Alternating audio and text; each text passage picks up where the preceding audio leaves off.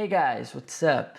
Meu nome é Adriano, eu sou professor de inglês e sejam todos bem-vindos a mais uma aula completa aqui do canal. Então, como vocês podem ver aqui na tela, nós temos um pequeno texto. Esse é um trecho do livro Harry Potter e eu vou estar me baseando nesse texto para passar essa aula para vocês. Então, o que a gente vai aprender na aula de hoje? Então, eu vou explicar para vocês todo esse vocabulário aqui do texto, mais a pronúncia, é claro. Então, vocês vão poder aprender o significado de todas essas palavras e vocês vão poder pronunciar elas perfeitamente. Aí, nós vamos ter também 3 tipos de verbos nesse texto. A gente vai ter o simple past, a gente vai ter verbos com o would e também a gente vai ter o past perfect. Aí eu vou explicar para vocês a parte do comparativo e do superlativo. E aí eu vou explicar também a parte da possessão para vocês. Eu estou passando todos esses nomes aqui para vocês saberem o que a gente vai estudar, mas não se preocupe que eu vou mostrar como que vocês podem aplicar tudo isso na prática, tá? Então vocês não vão ter nenhuma dificuldade para entender, vai ser bem fácil mesmo. Beleza?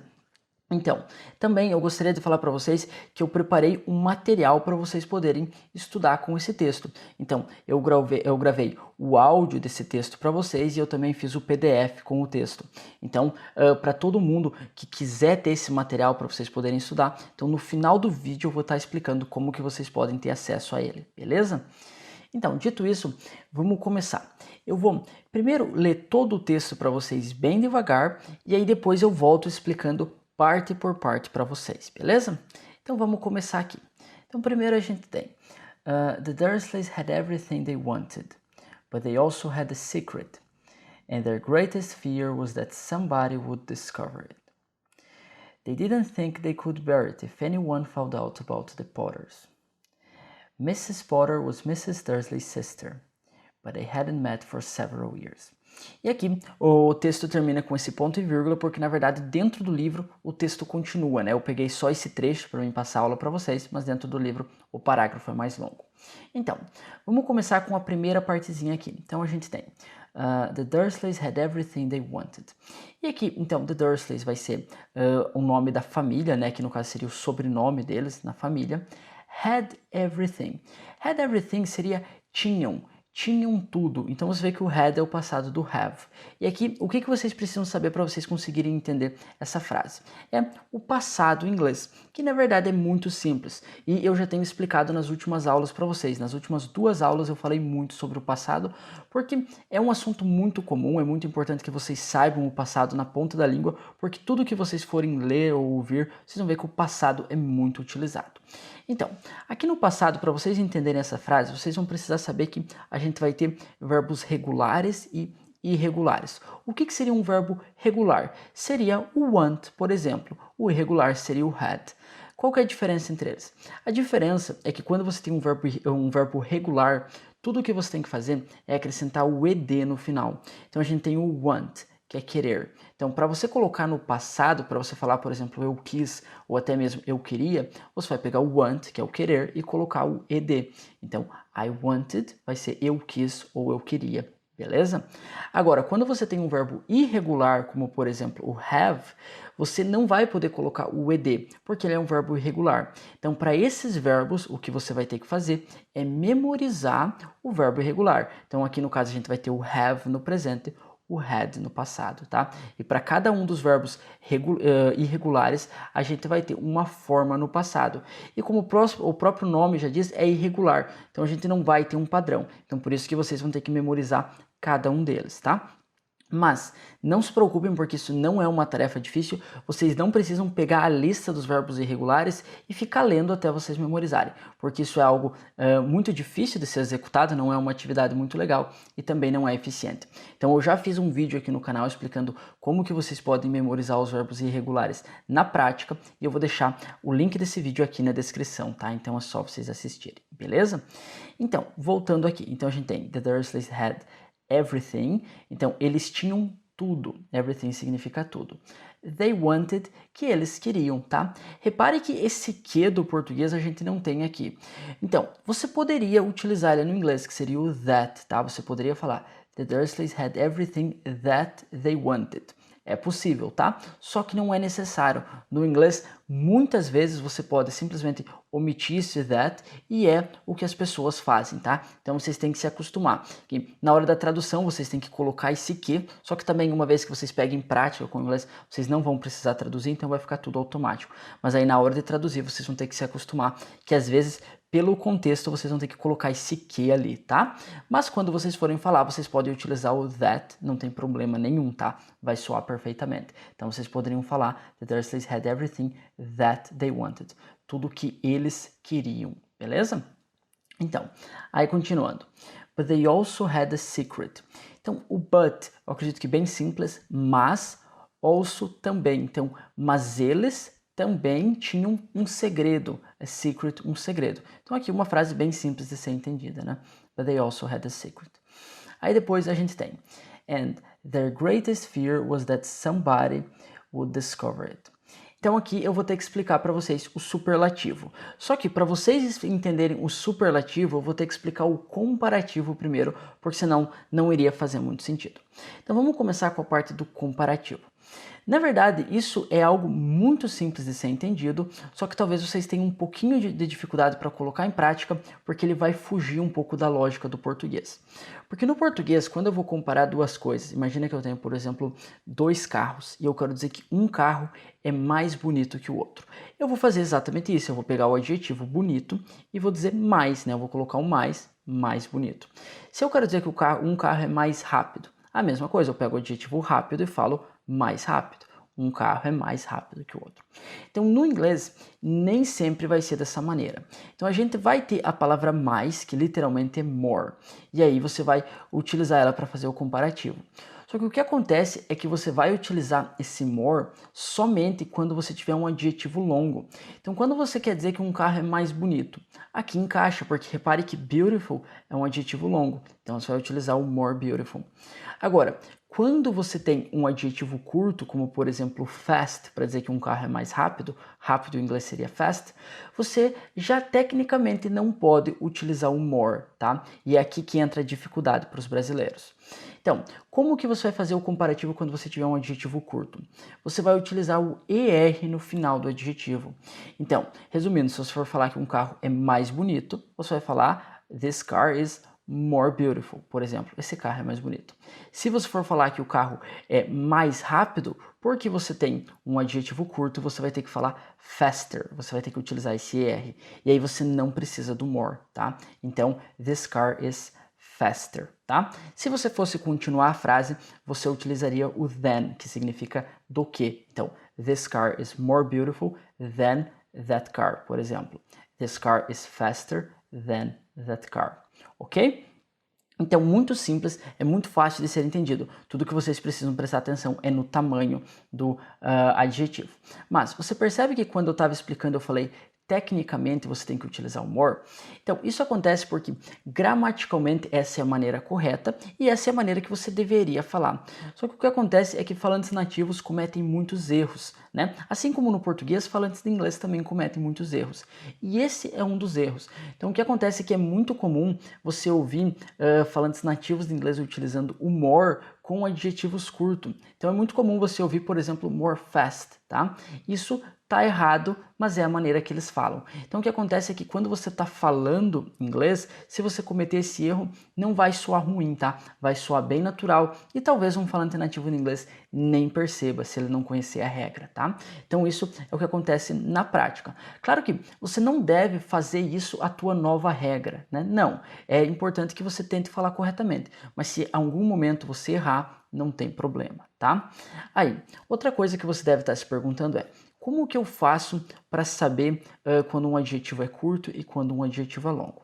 Então, existem várias regras, né, que vocês podem memorizar quando você tem duas sílabas e a terminação é em Y, por exemplo, ou quando você tem somente uma sílaba. Tem várias dessas regrinhas. Só que eu não aconselho vocês a aprenderem elas agora no início, porque quando vocês estão falando inglês, seria muito trabalhoso para vocês pensarem nessas regras, e não é necessário.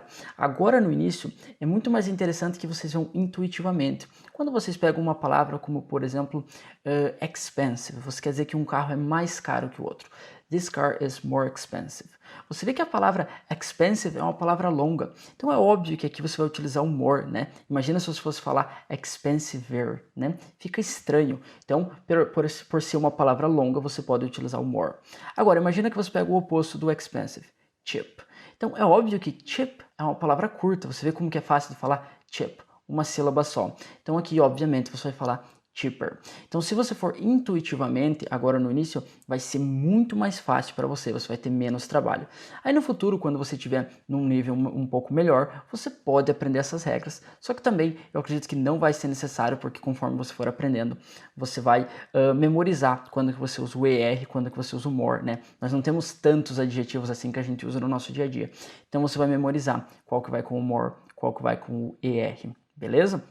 Então, esse é o meu conselho para vocês, porque vai ficar bem mais fácil. Aí, quando você não tiver certeza se um adjetivo é curto ou se um adjetivo é longo, você não tem certeza se você deve utilizar o more ou o ER, aí utilize o more, porque como eu acabei de explicar para vocês, se vocês não têm certeza, utilize o more, porque mesmo que gramaticalmente esteja errado, isso não vai soar estranho para os falantes nativos de inglês. Beleza? Aí, a gente vai ter também alguns detalhes na parte da escrita, mas eu não vou explicar nesse vídeo aqui, porque esses detalhes ficaria bem longo o vídeo se eu fosse explicar cada um desses detalhes para vocês. Mas na parte da fala, que é o que interessa para a grande maioria das pessoas, tudo que você tem que lembrar é do som do ER, tá? Então vai ser cheaper, por exemplo, ou faster. Você coloca só esse som do no final, né? Cheaper, faster, tá? Isso é tudo que importa para a parte da fala. Aí no futuro eu posso fazer um vídeo só para isso, para explicar para vocês essa parte da escrita. Beleza? Então isso seria o que vocês teriam que entender para vocês poderem comparar as coisas. Eu acredito que sem nenhum problema. Só que o problema é que a gente vai ter dois tipos de comparação. A gente vai ter aquela comparação quando a gente está comparando duas coisas, por exemplo, você tem dois carros e você fala, ah, esse carro é mais rápido que aquele. Só que a gente também vai ter aquela comparação de quando a gente compara um grupo de coisas. Por exemplo, imagina que todos os teus amigos vêm te visitar e cada um deles tem um carro. E aí você quer dizer, ah, aquele carro é o mais rápido de todos. Então você vê que nessa situação você tem o mais rápido. No inglês, no português muda muito pouco, porque tudo que muda é o artigo, né? No português a gente tem o artigo o, né? O mais rápido. Se a gente está comparando dois, a gente fala, esse carro é mais rápido, sem o o. Então muda muito pouco. Só que no inglês isso vai mudar bastante. Então quando você for comparar um grupo de coisas, que é exatamente essa situação, por exemplo, você tem vários carros e você vai dizer que um é o mais barato, o mais caro, o mais bonito, o mais rápido. Então você tem um e você compara ele com todo o grupo. Então no inglês, quando você tiver essa situação, vai mudar bastante, tá? Então quais que vão ser as diferenças quando você está comparando um grupo?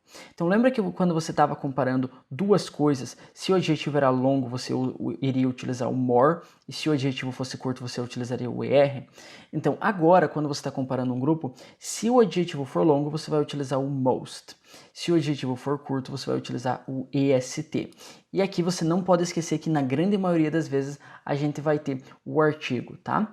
Então, vamos entender. Imagina que você quer dizer que um carro é o mais caro de todos. Então aqui você vai pegar o adjetivo expensive, é um adjetivo longo, então você vai utilizar o the most. This car is the most expensive. Esse carro é o mais caro. Agora, imagina que você quer dizer que esse carro é o mais rápido. Então agora você vai pegar o adjetivo fast e como é um adjetivo curto, você vai utilizar o EST. Então vai ficar the fastest. This car is the fastest.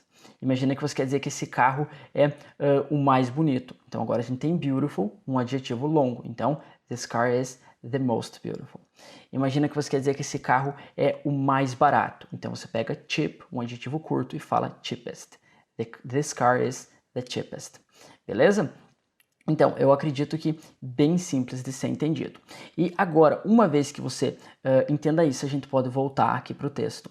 Então, você vê aqui que a gente tem o greatest. Então aqui, tudo o que a gente tem aqui é, na verdade, o adjetivo great, só que daí ela está usando essa ideia do superlativo, their greatest. Então, greatest, o great sozinho seria grandioso, algo nesse sentido, tá? Você pode achar outras traduções, mas essa vai ser a ideia.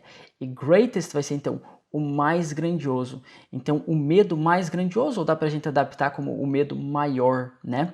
E aqui você vê que a gente não tem o the, a gente não tem o artigo, porque a gente tem o there, tá? Então, toda vez que você tiver o possessivo, tá? Então, aí você não vai precisar utilizar o artigo. Então, vai ser meio que você pode imaginar isso como uma exceção. Então, se você tiver o possessivo, quando você está falando, por exemplo, o meu carro mais caro, imagina que você tem vários carros, você quer dizer que o teu carro mais caro. Então você vai falar my most expensive car, tá? Claro que fica um pouco estranho, mas se você tiver vários carros e você quiser falar do teu carro mais caro de todos, essa ficaria a frase. Então, my most expensive car. Ok? Então, quando você tiver a parte da possessão, você não vai utilizar o artigo. Então, aqui, o que você consegue entender? Então, fear é medo. Então, o medo maior de todos deles. Então, eles têm vários medos e o medo maior de todos. Beleza? Então, foi uma explicação bem longa para vocês conseguirem entender isso, mas eu acredito que agora não vai ficar nenhuma dúvida, né? Vocês vão conseguir entender exatamente o porquê desse greatest, qual que é o significado deles. Se vocês tiverem qualquer dúvida sobre essa parte da possessão, tanto quando você está comparando duas coisas ou quando você está comparando um grupo de coisas, né? O possessivo e o superlativo, é só vocês deixarem nos comentários que eu vou tentar esclarecer as dúvidas de vocês da melhor maneira possível, tá? Então, their greatest fear, o medo deles maior de todos, ou o maior medo deles, tá? Essa vai ser a ideia. Então, their greatest fear was that somebody would discover it. Então, somebody significa alguém. Então, o maior medo deles era, o was vai ser o passado do verbo to be. Então, o to be é um verbo irregular em inglês. Então, o passado vai ser was, tá? Lembrando que às vezes vai ser were. Quando? Quando você tiver algo no plural ou quando você tiver o you. Então, sempre quando você tiver algo no plural, você vai utilizar o were ao invés do was, ou quando você tiver o you, né? Eu vou falar, você era. You were, tá? Então, nessas duas situações, vocês vão utilizar o were. Para todo o resto, vocês usam o was. Então, aqui, fear, como é um só, no singular, vai o was. Então, o maior medo deles era que, então agora a gente tem esse that, né? Que alguém, somebody, would discover it. Discover significa descobrir. E qual que é o significado do would? Então, o would ele vai ter vários significados no inglês, tá? Eu acredito que daria para mim fazer um vídeo só sobre isso, explicando todos os significados do would. Mas esse aqui vai ser o mais simples de todos. Então, o would, ele vai colocar aquela ideia. Um dos significados do would é aquela ideia, quando você tem aquela ideia de algo imaginário. Como, por exemplo, imagina que você quer dizer, eu trabalharia, sabe? Não é que você trabalha, mas eu trabalharia. Essa ideia imaginária. Então, no inglês você usa o would. Então, I would work. Eu estudaria, né? Então, I would study, né? Então, agora, o descobrir. Então, por exemplo, eu descobriria. I would discover. Então, agora a gente tem alguém. Alguém descobriria, né? Ou alguém iria descobrir. Você pode traduzir dessa maneira, né? Então, alguém iria descobrir ou alguém descobriria. Someone would discover. Então, eu acabei falando someone, mas é na verdade somebody. Então, é interessante eu explicar para vocês que não vai ter diferença, tá? Vocês podem utilizar o somebody ou o someone. São duas maneiras de falar alguém, beleza? Então, somebody would discover it. Então, que alguém iria descobrir. O que o it está representando ali?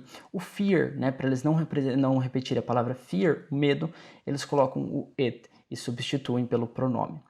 Tranquilo? Então, eu acredito que é bem fácil para vocês entenderem essa frase. Uma explicação um pouco longa, porque a gente teve vários detalhes aqui, mas acredito que agora está fácil para vocês entenderem. Então, agora, a próxima frase. They didn't think they could bear it if anyone found out about the Potters. Aqui, então, logo no início a gente vai ter o passado, mas de uma maneira um pouco diferente. Você vê que a gente tem esse didn't? Então, o didn't vai indicar o passado, só que quando a gente tem o negativo. E o que é interessante aqui? Você vê que a gente tem o verbo think. O think está na forma original dele, ele não está no passado. Se a frase fosse afirmativa, o think seria um verbo irregular. Então, você falaria, they thought. Eles pensaram ou eles pensavam. They thought. Mas por que o think está na forma original dele? Porque quando você usa o didn't, você não precisa mudar o verbo. Não importa se ele é regular ou irregular. Então imagina que eu quero dizer que eu estudei ontem. Então eu vou falar I studied yesterday. Agora, imagina que eu quero falar que eu não estudei ontem. Eu não preciso colocar o ed no final do study. Então eu vou falar I didn't study yesterday. beleza? Mais um exemplo. Imagina que eu quero dizer que eu trabalhei ontem. Então, eu vou falar I worked yesterday. Agora, imagina que eu quero dizer que eu não trabalhei. I didn't work yesterday, beleza? Vamos pegar um exemplo com verbo irregular. Imagina que eu quero dizer que eu tinha um carro. I had a car. Agora, imagina que eu quero dizer que eu não tinha um carro. I didn't have a car. Você vê que o had volta para a forma original? Have. Então, isso vai acontecer sempre que você está usando o passado, tá? Então, quando você tiver um negativo, ele é muito fácil, porque tudo que você tem que fazer é utilizar o didn't, que é, na verdade, a contração do did not. Mas, normalmente, você não vai usar o did not, tá? Normalmente, você vai utilizar o didn't. Na verdade, ele muda um pouquinho do significado, porque quando você usa o did not, é quando você quer colocar ênfase em alguma coisa, né? Normalmente, uma pessoa não sai simplesmente falando did not. A pessoa vai falar did not quando ela quer colocar ênfase em alguma coisa. Então tomem cuidado. De uma maneira geral, é melhor vocês utilizarem o didn't mesmo, tá? Então, they didn't think, eles não pensavam, né? Essa seria a ideia. Então aqui, novamente, se você for traduzir, você vai precisar adicionar aquele que, né? Então quando você for falar inglês, vocês podem colocar o that. Então, they didn't think that they could. Mas não é necessário, tá? Esse that, ele vai ser opcional. Então, they didn't think they could. E aí o could vai ser um modal verb. E quando eu explico could, eu sempre gosto de me basear no can, porque o can é muito mais comum. Então, normalmente as pessoas já conhecem o can, então aí se elas conhecerem o can, fica bem mais fácil para elas entenderem o could. Se elas não conhecerem o can, não tem problema, aí elas já aprendem dois, aprendem o can mais o could. Então, qual seria o significado do could? O could, ele vai ter ou o passado do can, aquela ideia do passado do can, ou daquela ideia imaginária. Então, qual que vai ser o significado do can? O can vai ser poder ou conseguir. Imagina que eu quero dizer que eu consigo falar inglês. I can speak English. Imagina que eu quero dizer que eu posso acordar tarde todo dia, né? Só um exemplo. Então, I can wake up late every day. Então, essa vai ser a ideia do can, a ideia do poder e do conseguir. Então, o could vai ser o passado. Então, imagina que eu quero dizer que eu conseguia falar inglês. Então, I could speak English. Imagina que eu quero dizer que eu podia acordar tarde todo dia. Então, I could wake up late every day. Beleza? Essa vai ser uma das ideias do can. Aí a outra ideia, como eu acabei de falar, vai ser aquela imaginária. Então, imagina que você quer dizer que você poderia acordar tarde. Então, I could wake up late, né? Então, não vai mudar nada na maneira que você faz a frase, o que vai mudar é o contexto, né? Por exemplo, imagina que eu quero dizer que eu conseguiria aprender inglês se eu estudasse mais. Então, I could learn English if I studied more, né? Então, como que você sabe que o could aqui vai ter aquela ideia imaginária? Por causa do if I studied more, se eu estudasse mais. Então, o contexto vai ser o que deixa claro, mas as palavras são as mesmas, tá? E, na verdade, essa diferença faz só quando você está traduzindo, né? Quando você está falando inglês e pensando direto em inglês, é bom enfatizar que não faz diferença nenhuma, tá? Só na hora de traduzir que a gente tem que adaptar, tá? Mas então essa vai ser a ideia do could. Então vai ser o podia ou poderia ou o conseguia ou conseguiria, tá? Então se você se basear no can, fica fácil de você entender. Então o can é conseguir ou poder, o could vai ser o passado do can ou essa ideia imaginária do can. Só que aí, o que é importante vocês saberem? Que tanto o can quanto o could, eles são modal verbs. E para modal verbs a gente vai ter algumas regras diferentes. E a primeira regra que vocês têm que entender é que vocês não vão colocar nada entre o could e o verbo, e o próximo verbo que vem depois deles também nunca vai mudar. Você não pode colocar o próximo verbo no passado, você não pode colocar aquela conjugação, por exemplo, da terceira pessoa do singular, que a gente coloca o S no final. Vocês não podem fazer isso, vocês não podem colocar o ing, então vocês não podem mudar o verbo que vem depois do modal verb, tá? E vocês não podem colocar nada entre eles, como por exemplo o to. É muito comum as pessoas, normalmente os alunos de inglês, eles acham que sempre que tem dois verbos você tem que colocar o to entre eles, né? Isso não vai acontecer. Então, could bear, você vê que o bear é um verbo, então você não tem nada entre eles. E é muito importante, tá? A segunda regra que eu acho que seria muito importante eu destacar aqui para vocês, não aparece aqui no texto, mas é muito importante, é que vocês também não podem mudar o modal verb. Então, por exemplo, quando vocês querem colocar a ideia do poder no passado, o can, vocês não podem colocar o ed no can, né? Can't, né? Não vai fazer sentido nenhum. Vocês também não podem colocar no futuro, utilizar o will para colocar no futuro, will can, não faz sentido nenhum. Vocês não podem usar o ing, vocês não podem conjugar ele, vocês não podem mudar o modal verb, tá? É muito importante vocês saberem disso. E aí, uma terceira regra, que também não aparece aqui no texto, mas vale a pena eu destacar para vocês, é a parte do negativo, tá? Você não vai utilizar nenhum tipo de auxiliar para colocar os modal verbs no negativo. Tudo que você faz é colocar o not junto com eles, né? Então, could not, cannot. E aí, a gente tem as contrações, é claro. Por exemplo, a contração do could not ficaria couldn't, né? Então, se fosse no negativo, they couldn't bear, beleza? Então, eu acredito que essas 3 regras seriam importantes vocês saberem. Talvez tenham algumas outras regrinhas mais específicas, mas que não seria necessário eu explicar para vocês nessa aula aqui. Mas essas 3 regras são muito importantes vocês saberem quando vocês estão falando dos modal verbs, beleza? E aí, tanto can quanto could vão ser modal verbs, e a gente vai ter alguns outros que vão aparecer nas próximas aulas, aí conforme eles forem aparecendo dentro de um contexto, eu vou explicar para vocês, que dentro de um contexto fica mais fácil de ser explicado, beleza? Então, vamos voltar aqui para o texto. Então, they didn't think they could bear. Bear seria suportar. Imagina que tem algo ruim e você tem que suportar aquilo que é ruim. Esse vai ser o bear, tá? O suportar nesse contexto. Não é o suportar, por exemplo, vou dar suporte para alguém que está fazendo alguma coisa. Não. Vai ser quando tem algo ruim e você tem que aguentar aquilo, suportar aquilo, tá? Esse vai ser o bear. Então, they could bear. Eles poderiam suportar. Aí, they didn't think they could bear. Eles não achavam que eles conseguiriam suportar. Essa vai ser a ideia. If anyone found out.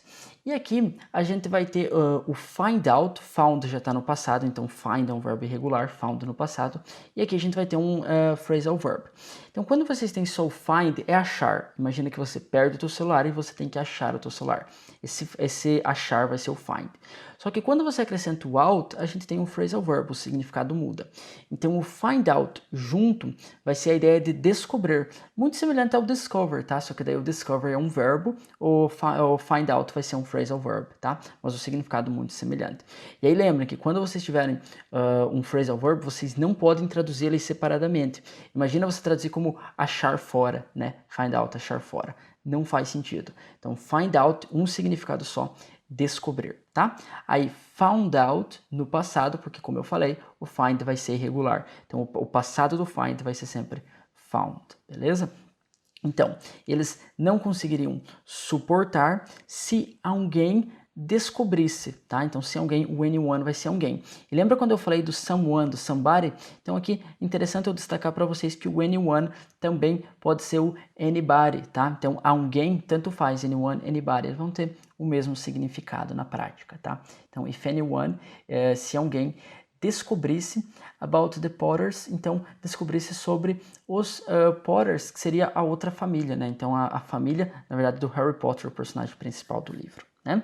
Então, eu acredito que bem simples de ser entendido, né? Se a gente for voltar então no texto todo, então o maior medo deles seria que alguém descobrisse o segredo deles. Qual que era o segredo deles? Seria a família, né? A família dos Potters, né? Que se alguém descobrisse esse segredo, eles não achavam que eles conseguiriam suportar. Né? Aí para entender o porquê que isso era tão ruim, a gente teria que ler o livro todo.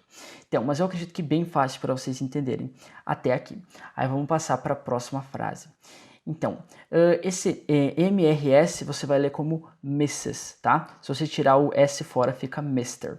Então, Mr seria senhor, Mrs, senhora, né? Então, Mrs Potter, a senhora Potter, né? Essa seria a ideia. Aí se fosse Mr. Potter, seria o senhor Potter, né? Essa seria a ideia. Então, Mrs. Potter was Mrs. Dursley's sister. Então, Dursley vai ser a outra família, então a senhora Potter was novamente, era a irmã da senhora Dursley. E agora eu acho que eu posso explicar para vocês a parte da possessão. Então você vê que a gente tem esse apóstrofo S depois do Dursley, né? A gente tem Dursley's sister. Então você sempre vai utilizar isso quando você está falando de possessão. E na verdade isso é algo muito simples de ser entendido. O difícil é a gente colocar em prática, né? É difícil para um brasileiro colocar em prática, porque um brasileiro ele está muito acostumado em traduzir. Então quando você vai falar de possessão, imagine que você vai falar o carro do Adriano. Então o que ele vai fazer é traduzir. Então o carro, the car, normalmente eles traduzem como of, Adriano, the car of Adriano. Só que isso está errado, porque quando você está falando de possessão, você não utiliza a preposição of no inglês. Você vai utilizar o apóstrofo S, tá? Então, qual que seria a maneira correta de você falar o carro do Adriano. Então primeiro você tem que pensar em quem que está possuindo quem. Então aqui o dono do carro é o Adriano, não é o carro que é dono do Adriano. Então você pega o dono do objeto, Adriano, e coloca antes, então Adriano, aí apóstrofo S, Adrianos, e aí o objeto, car, Adriano's car. E é o que a gente tem aqui. Então a gente tem a irmã da senhora Dursley. Então o que você pega? Você pega quem que possui a irmã tecnicamente, né? Não é que possui, mas de quem que é a irmã. Tente se perguntar de quem que é a irmã. Então é a irmã da senhora Dursley. Então você coloca ela antes. Então Mrs. Dursley, aí o S, Mrs. Dursley's sister, irmã, né? Simples. Mais um exemplo. Imagina que eu quero falar a casa do meu pai, né? Então, muito simples. Então, eu tenho que pegar o dono do objeto, que seria no caso meu pai. Então, my father, apóstrofo S, my father's house, a casa do meu pai. Beleza? Então, como eu falei, é algo simples de ser entendido. O difícil é os brasileiros colocarem em prática por causa dessa tradução, tá? Então, tomem cuidado. Quando vocês estiverem na dúvida, pensem em qual que é o foco de vocês. É vocês falarem sobre possessão, que alguém é dono de alguma coisa? Se esse for o caso, né? Então, vocês vão utilizar o S. E tomem cuidado, porque em algumas situações, como por exemplo aqui no texto, é um pouco confuso, né? Porque uma pessoa não é a dona da outra. Mas aí você tem que se perguntar, de quem que é a irmã, né? Aqui, tecnicamente, na frase, é a irmã dela, né? Então a gente tem essa ideia da possessão, mesmo que uma pessoa não seja dona da outra, a gente tem essa ideia da possessão, então a gente tem que utilizar o apóstrofo S, tá? Talvez no início isso seja algo um pouco difícil, mas como tudo na língua inglesa, é uma questão de prática, tá? Conforme vocês forem praticando, se policiando, prestando atenção, vocês vão perceber que vai ficar fácil e vocês vão se acostumar a falar dessa maneira, tá? Então aqui eu acredito que bem simples. Então a senhora Potter era a irmã da senhora Dursley, tranquilo? Aí continuando. But they hadn't met for several years. E aqui vai ter o último assunto que eu vou ter que explicar para vocês nessa aula, que vai ser o Past Perfect. Então, primeiro, o que seria o Past Perfect? Literalmente, se vocês forem traduzir, vai ser quando você fala assim, ó, eu tinha feito alguma coisa. Não é o passado, porque o passado é eu fiz alguma coisa. Então, isso tecnicamente seria o passado do passado, né? Realmente, literalmente é quando você tem alguma coisa ou na frase ou no contexto e isso aconteceu antes daquilo, né? Por exemplo, eu estudei inglês hoje, mas antes de estudar inglês, eu tinha ido para o trabalho, né? Então você vê que a gente tem essa ideia, você tem uma ação no passado, eu estudei inglês, e a gente tem algo que aconteceu no passado do passado, a gente tem o passado e algo que aconteceu antes do passado. Então, nessa situação você usa o past perfect, tá? Só que aqui a gente tem sorte porque coincide exatamente com o português, né? Então, quando a gente tem esse tipo de situação, fica fácil porque a gente não precisa aprender a pensar de uma maneira diferente, né? Quando você tem, por exemplo, o present perfect no inglês, é algo que não existe no português, né? Então, vocês têm que pensar, aprender a pensar de uma maneira diferente.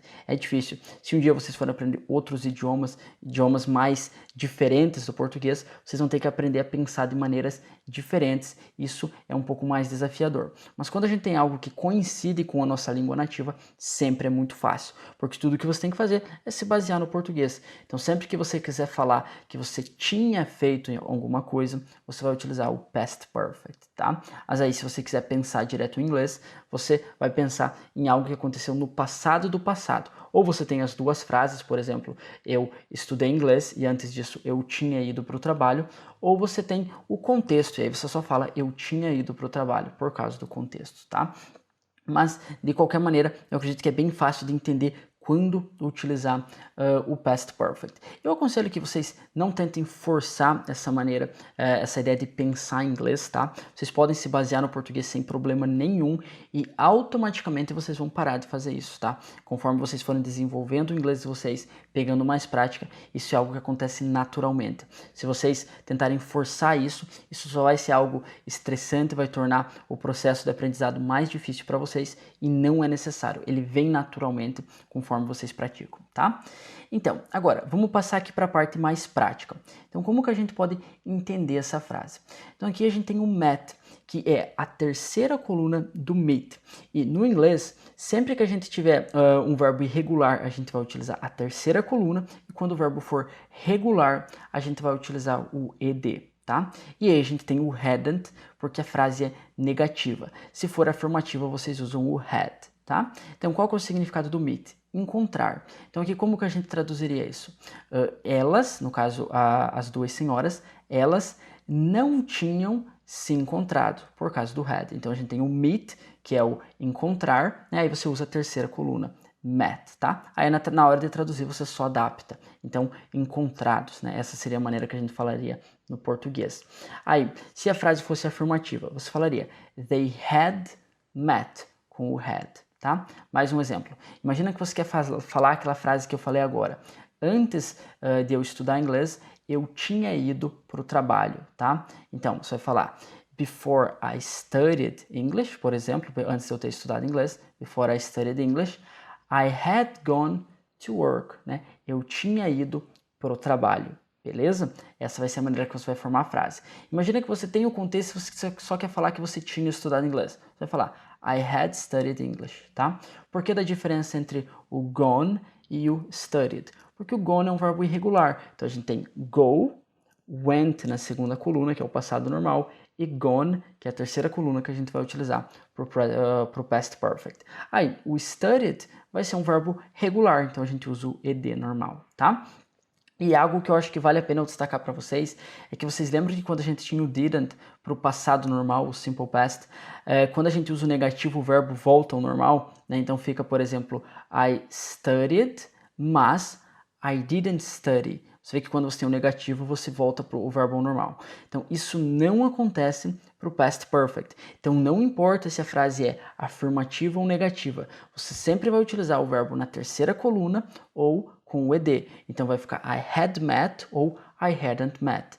I had studied, I hadn't studied. Beleza?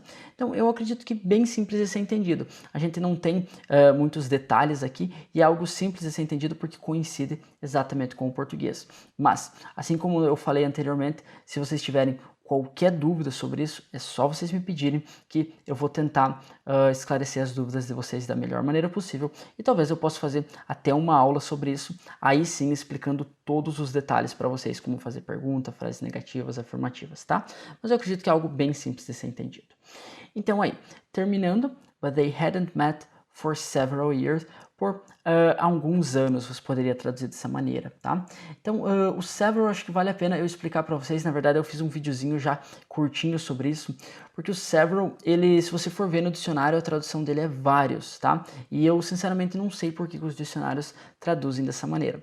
Porque se você pegar um dicionário somente em inglês, do inglês para o inglês, pega um dicionário da Oxford, da Cambridge, se você for ver um dicionário do inglês para o inglês, você vai ver que a definição é o quê? Vários. Alguns, mas não muitos. Essa é a definição, tá? E esse é o significado que a gente utiliza o several na prática, tá? Então o several vai ser essa ideia do alguns ou poucos. Essa vai ser a tradução do several. Mas aí quando você vai traduzir, por exemplo, no Google Tradutor, o several vai ser traduzido como vários. E no português, o vários é o sentido oposto do poucos, né? Vários no inglês ele é quase que um sinônimo do muitos, né? Vários são várias coisas. Já no inglês, o several é poucas coisas. Então tomem cuidado com o several, tá? Não traduzam o several como vários, ou melhor, não utilizem o several quando vocês estão se referindo a várias coisas, porque o several traz a ideia de poucas, né? Imagina que você está conversando com alguém e você quer dizer, nossa, esse ano eu li vários livros, né? Você chega para a pessoa e fala, I read several books. A pessoa vai pensar, não, ele leu alguns livros, né? Então, se você quer falar que você leu vários livros, talvez você falaria I read many books, né? Ou I read a lot of books. Então, você vai utilizar umas dessas palavras. Se você utilizar o several, a frase vai ficar correta, mas você não vai passar a mensagem que você queria, beleza? Então, use o several quando for essa ideia do poucos ou alguns. Então, several years, poucos ou alguns anos, beleza? Então, eu acredito que seria isso por esse texto. Eu acredito que agora ficou bem fácil para vocês entenderem. Então, agora, a respeito do material. Então, eu ainda não arrumei um sistema automático para entregar o material para vocês, mas eu já pensei na maneira que eu quero fazer. Então, algum tempo atrás, eu criei o site aqui do canal, na verdade, o site da Pro Efficiency Academy. E aí, eu quero arrumar um sistema para vocês poderem fazer login no site. Tudo gratuito, vocês só se registram e vocês fazem login. E aí, uma vez que vocês vocês fazem o login para vocês terem acesso a todo o material que eu preparo para vocês, tá? Mas esse sistema ainda não está pronto, eu tenho que implementar lá no site. Então, por enquanto, para aquelas pessoas que já querem ter acesso ao material, já querem ter o PDF com o texto e também o áudio para vocês poderem praticar o listening de vocês, eu vou pedir para, por enquanto, vocês me mandarem um e-mail. Então, eu vou deixar o meu endereço de e-mail aqui na descrição, é só vocês me mandarem um e-mail. Vocês não precisam escrever nada no e-mail, seria muito trabalhoso para vocês, então vocês só colocam no título material para aula do Harry Potter, especifiquem a aula que vocês querem o material e aí eu mando o material para vocês, tá? E aí, a partir disso, sempre que eu fizer uma aula nova, que eu tiver o material, eu envio para vocês automaticamente. Então, eu peço para vocês fazerem isso somente até eu implementar esse sistema do login no site, que aí vai ficar bem mais fácil. Vocês só vão lá e vocês vão ter acesso a todo o material das aulas que eu estou preparando para vocês. Porque, caso vocês não tenham assistido as últimas aulas, esse material não é somente para essa aula. Nas últimas aulas que eu fiz aqui no canal, para todas elas eu preparei esse material, tá? Um material de muita qualidade para vocês poderem estudar e melhorar os resultados de vocês, beleza? Então, seria isso. Então, para todo mundo que quiser o material, é só me mandar um e-mail que eu vou estar enviando o material para vocês. E se vocês tiverem qualquer dúvida sobre qualquer coisa aqui do texto que eu expliquei, mas não ficou muito claro para vocês, deixem nos comentários, eu vou fazer o possível para esclarecer as dúvidas de vocês, tá bom? Também, se vocês tiverem alguma sugestão sobre algum texto específico, algum livro específico, algum assunto da língua inglesa que vocês querem saber, é só vocês deixarem nos comentários que eu posso tentar fazer aulas sobre isso, tá? É difícil atender a todo mundo, fazer aulas sobre todos os assuntos, mas na medida do possível eu vou tentar fazer essas aulas para vocês, para tentar ajudar vocês da melhor maneira possível. Beleza? Então, eu acredito que seria isso por essa aula. Se você é novo aqui, não se esquece de se inscrever no canal para você não perder nada do conteúdo. Também não se esquece de deixar aquele like e vejo vocês na próxima aula. See you guys!